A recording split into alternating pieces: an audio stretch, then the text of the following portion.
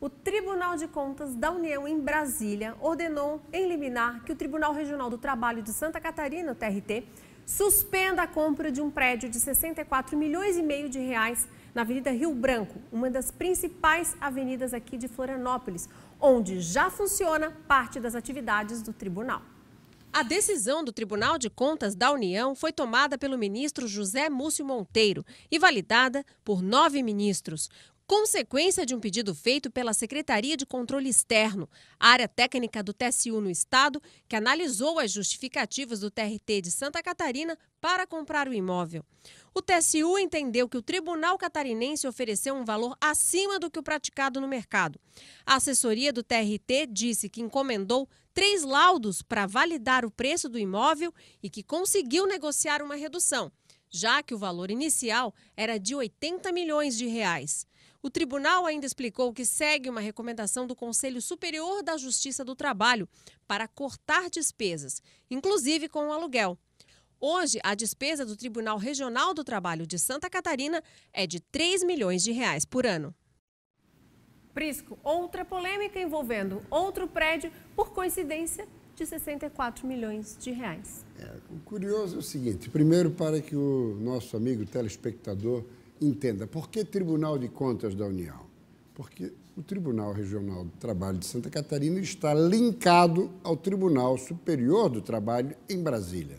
Por isso, Tribunal de Contas da União. Segundo aspecto, já falei disso aqui e vou repetir. Mas como é caro, ou como é cara essa Justiça do Trabalho? Nos Estados Unidos não existe Justiça do Trabalho. Na maior parte dos países europeus, da comunidade europeia, não existe Justiça do Trabalho. E aqui no Brasil é o verdadeiro elefante branco. É uma coisa impressionante, Prates.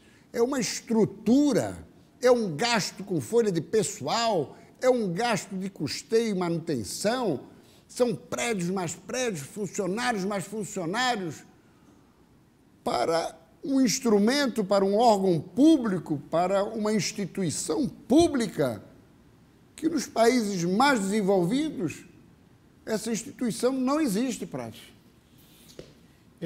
Mas ocorre também o seguinte, Prisco, nós estamos num país paternalista, onde existe o patrão e o empregado. O empregado é um boi de canga.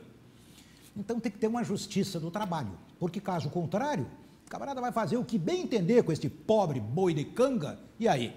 Agora, com relação ao valor do prédio, eu não me atrevo a fazer avaliação, localização, material, isso e mais aquilo.